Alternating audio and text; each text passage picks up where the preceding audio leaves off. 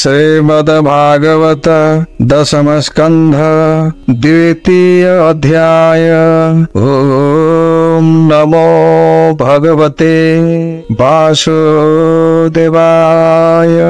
ओम नमो भगवते वासुदेवाय।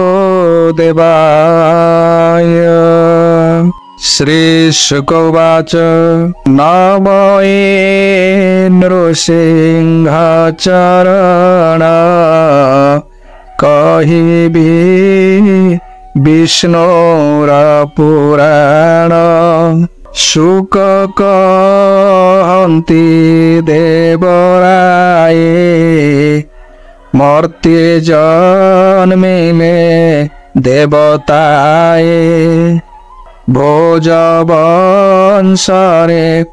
उत्पन्न प्रतापी राजा सुरसेन। पूर्वे मथुरा पुरी थिला अनेक नृपति जिणिला। तेणु कटक मधुपुरी जहे विजये नरहरि। से राजा गोविंदर भक्त ताहार उग्रसेन सुत। देवक नामे तार भ्रात ताहार देव की दुहित। रूपे कमला लोहेश्वरी से कन्या बसु देवे बरी। माया भियाण पद्मनाभ करन्ति विवाहोत्सव। विवाह करन्ति कन्यावर युवती मंगल व्यवहार। जन्म व्यवहारे से देवक अनेक देला यौतुक अनेक देला यौतुक। चतुर शत हस्ती देला कंठी लंबाई रत्नमाला। 18 शत रथ जुते अश्व से देला अयिव्रते। 18 शत रथ जुते अश्व देला 1.5 आयुते। 18 शत रथ जुते अश्व से देला सेहि मते। 18 शत रथ जुते अश्व से देला ऐरावते। बेनी सतेक परिवारी देला से अलंकार भरी देला से अलंकार भरी। बाजई वीर तुरनाद के कहु विभार संपद। रथे बसाई कन्यावर नगरु होइले बाहर। कुसुम बरसंती घेनी मंगल कले वेद ध्वनि। मंगल कले वेद ध्वनि मंगल कले वेद ध्वनि। उग्रसेनर कंस सुत देखिला होइला उषत। जाहाकु भये देवे डरी चालन्ते कंपे बसुंधरी। दिव्य सुवर्ण रथे बसी राजा ए कंस कुप्रशंसी। भगिनी प्रिय बंधु गणे रथरे बसिला आपणे। अश्वद उड़ी धरी करे रथ बाई धीरे धीरे। थोकाए दूर पथ गला आकाशु शब्द शुभिला। थोकाए दूर पथ गला आकाशु शब्द शुभिला। ता शुणी चाहिए गगने शब्द शुभुअछि शून्ये। रे रे असुर कंस सुर न जानो आपना मरण। रे रे असुर कंस सुर न जानु आपना मरण। जाओ थबाओ तो सते तोते मारिबे तार सुते।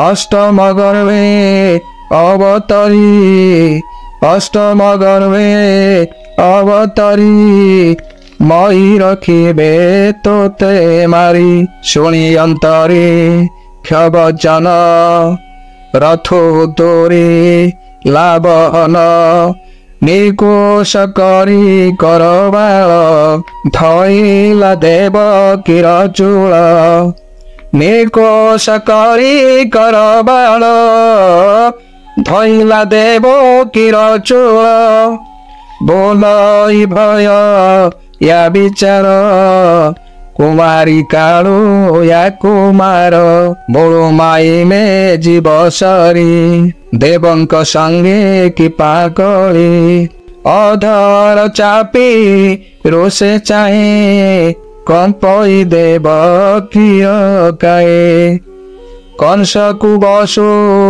देव चाहे भये चिंतई भावग्राही कंसर भोज करे धारी बोलई रख दंडधारी तू अटो मत पुरुष संसारे अछि तोर जस धार्मिक कंति संसारे देव कि मारो कि पाकरे धार्मिक कंति संसारे देव कि मारू कि पाकरे विभार काले एड़े कर्म के मन्ते सही बटी धर्म देहर संगे मृत्यु जात नाही जे हार तदंत बालक वृद्ध जे तरुण अवश्य होइब मरण देह बहिले निश्चय मरी मरण छाए कि पाडरी ए जीव मरण निकटे बेगे चिंतई अन्य घटे ए जीव मरण निकटे बेगे चिंतई अन्य घटे एहार गला कर्म मान तेणु हुवन्ति सावधान कर्मर बस हुए जंतु जन्म मरण कर्म हेतु जन्म मरण कर्म हेतु लोके जे कई चरणे जेसने संचरई तृणे जीव जे कर्म संचरई जन्म मरण हेतु एई निद्रा जेसने स्वपन देखिण पासोरंती जन देहरे थाई जेते करी देह छाड़िले ता पासोरी करंती पर लोक भोग पुणी रज बीर्जे जोग जन्मेण पासोरईता ए रूपे अनादि माया एकई पुरुष मोरारी सकल घटे छंती पुरी सतेक जल घटे थोई चाहिए आकाश दिशई पुणे कले कगोटी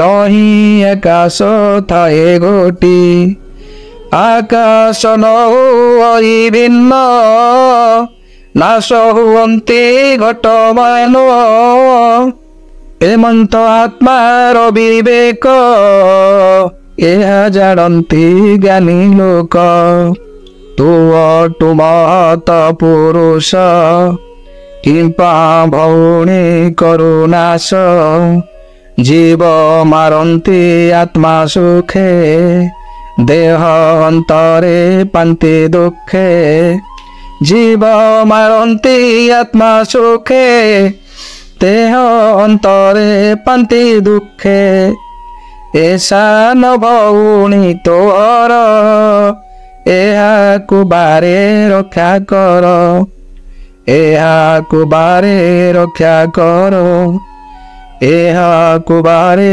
ରକ୍ଷା କର। ସୁକ କହନ୍ତି ଶୁଣରାଏ, ଅସୁର ସ୍ୱଭାବେ ନିର୍ଦୟେ। ଧର୍ମ ବଚନ ନ ଶୁଣଇ, ବିଶେଷ ଜ୍ଞାନ ତାର ନାହିଁ। ଏଣଇ ବାକ୍ୟ ନ ଶୁଣିଲା, ପୁଣି ନାସିବି ବୋହିଲା। ଦେଖି ବସୁଦେବ ବିଚାରି, କାନ୍ଦିଣ ସୋମରେ ମୁରାରି। ପୁଣି ବିଚାରୁଅଛି ମନେ, ଦେବକୀ ରଖିବି କେଶନେ। ପୁଣି ବିଚାରୁଅଛି ମନେ, ଦେବକୀ ରଖିବି କେଶନେ। କେଶ ହୁଏ ହାର ବିକଳ, ଲାଭ ଦେଇ ରଖିବି ମୂଳ। କିବା ନୋଳ ମୋର ସୁତା, କଂସ ହୋଇବ ପ୍ରାଣେ ହତ। କିବା ନୋହିବ ମୋର ପୁଅ, କିବା ନୋହିବ ମୋର ପୁଅ। ଜାଣନ୍ତି ପ୍ରଭୁ ଦେବରାୟ, ଏମନ୍ତେ ମନେ ବିଚାରିଲା।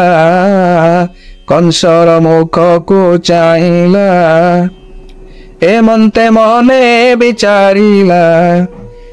କଂସର ମୁଖକୁ ଚାହିଁଲା।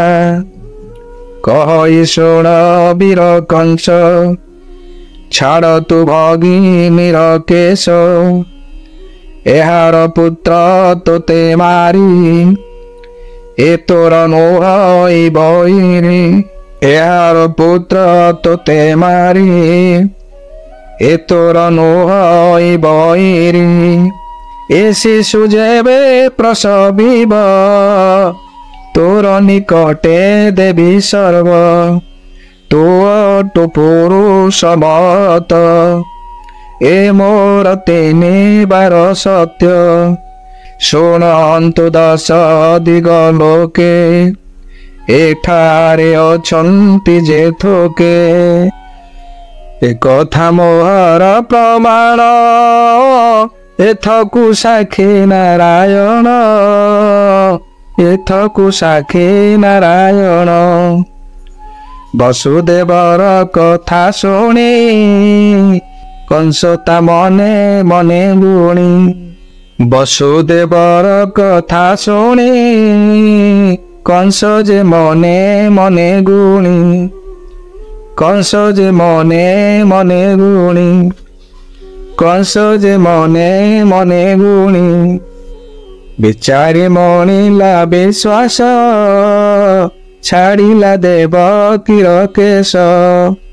ଆନନ୍ଦ ହୋଇବେ ନିଜନ, ଗଲେ ସେ ଯେ ଯାହା ଭୁବନ। ଆନନ୍ଦ ହୋଇବେ ନିଜନ, ଗଲେ ଯେ ଯାହାର ଭୁବନ। କେତେ ଦିନ ତହିଁ ଗଲା, ଦେବକୀ ଗର୍ଭ ଉପୁଜିଲା। ବରଷେ ବରଷକେ ସୁତ, ହୋଇଲେ ଏକଇ ଦୁହିତ। ପ୍ରଥମେ ହୋଇଲା ତନଏ, ରୂପେ ଶୋଭିତ କାମ ନୋଏ। ସୁତକୁ ଦେଖି ବସୁଦେବ, ବିକଳେ ଚିନ୍ତଇ ମାଧବ।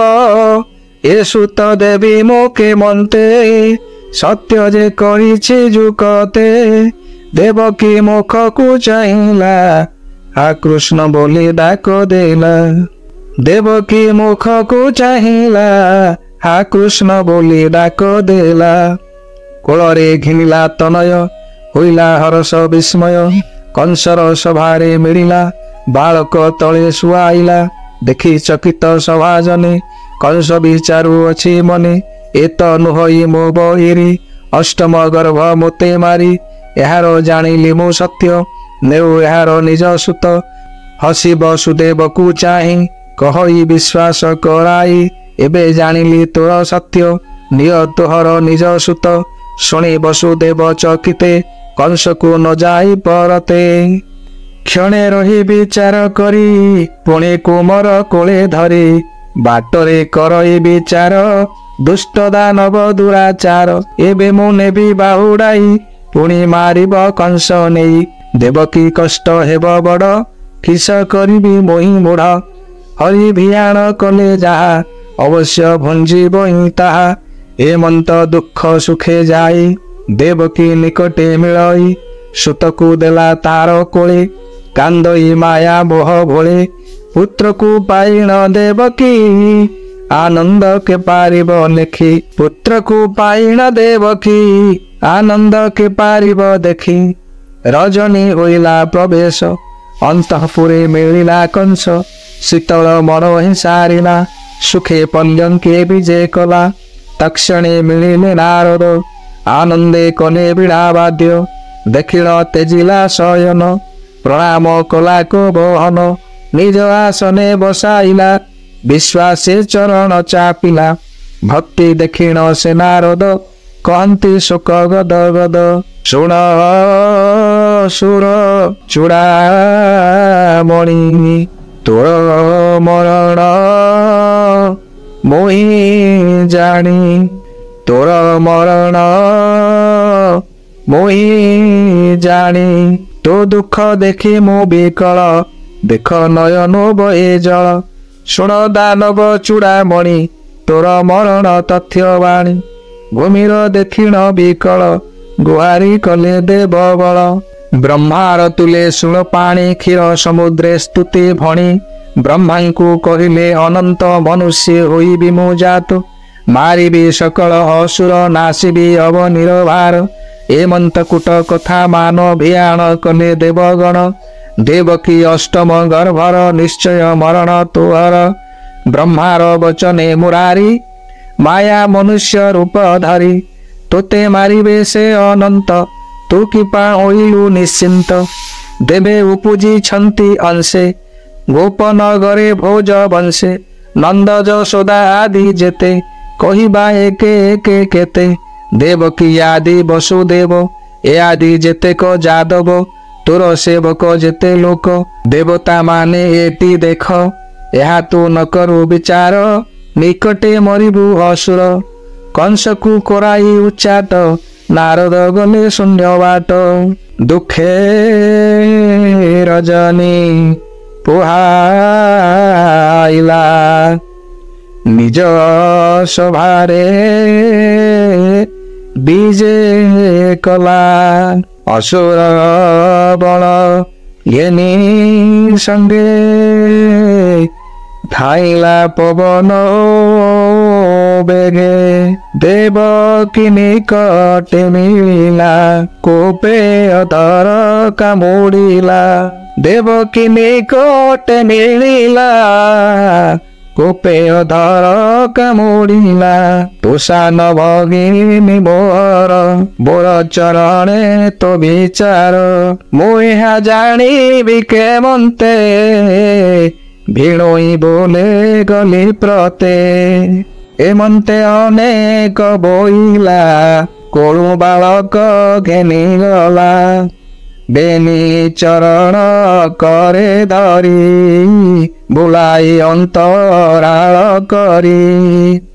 କୋପେ ଅନେକ ଗାଳି ଦେଲା ଶିଳା ଉପରେ କଚାଡ଼ିଲା।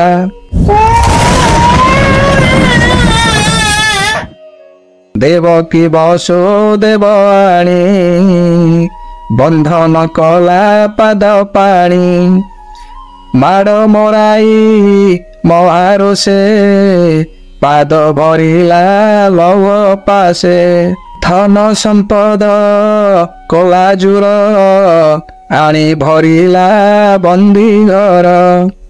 ସାତ କବାଟ ମହାବଳ ଲୌହ କିଳିଣୀ ଅନର୍ଗଳ। ପ୍ରହରୀ ସତେ କଜଗାଇ କହଇ ରୋଷ ଭରଇ। ଦେବକୀ ଯେବେ ପ୍ରସବିବ ମୋହର ଆଗେ ଜଣାଇବ।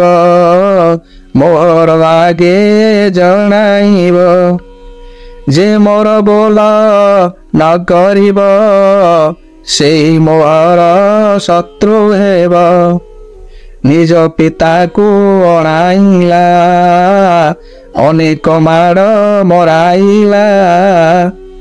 ସାଙ୍କୁଳି ଦେଲା ବନ୍ଦୀ ଘରେ ଅନେକ ଯାଦବ ସଙ୍ଗରେ ଅସୁର ସ୍ୱଭାବେଣ କଂସ ମାରିଆ ପଣାର ବଂଶ କୋପେ ସଂହରି ନିଜ ପୁରେ ଅସୁର ପଶିଲା ଭିତରେ କଂସ ଜଣଇ ଯୋଗ ବଳେ ମୁଁ ଜାତ ଦାନବର କୂଳେ ଅନେକ ବାର ମୋତେ ମାରି ମୋକ୍ଷ ନ ଦେଲେ ନର ହରି ଏବେ ମାରିବେ ଯେବେ ହସ୍ତେ ସୌଭାଗ୍ୟ କେ କରିବ ଅନ୍ତେ ସୌଭାଗ୍ୟ କେ କରିବ ଅନ୍ତେ ନିଜ ପିତାକୁ ଅଣାଇଲା ହେମନ୍ତେ ମନେ ବିଚାରିଲା ଯଦୁଙ୍କ ସଙ୍ଗେ ବାଦ କଲା ଶୁଣ ସୁଜନେ କୃଷ୍ଣ ଗୀତ ଗୋବିନ୍ଦ ପାଦେ ଦେଇ ଚିତ୍ତ ପଣ୍ଡିତେ ନଘେ ନିବ ଦୋଷ କୃଷ୍ଣ ଚରିତ ସୁଧାରସ ପଣ୍ଡିତେ ନଘେ ନିବ ଦୋଷ କୃଷ୍ଣ ଚରିତ ସୁଧାରସ କଇ ବିପ୍ର ଜଗନ୍ନାଥ ହରିଚରଣେ ଦେଇଚିତ ହରିଚରଣେ ଦେଇଚିତ ହରିଚରଣେ ଦେଇଚିତ।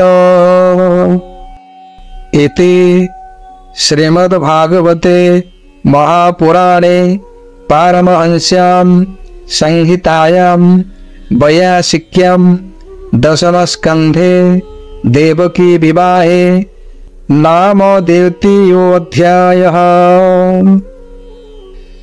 हरि ओम्।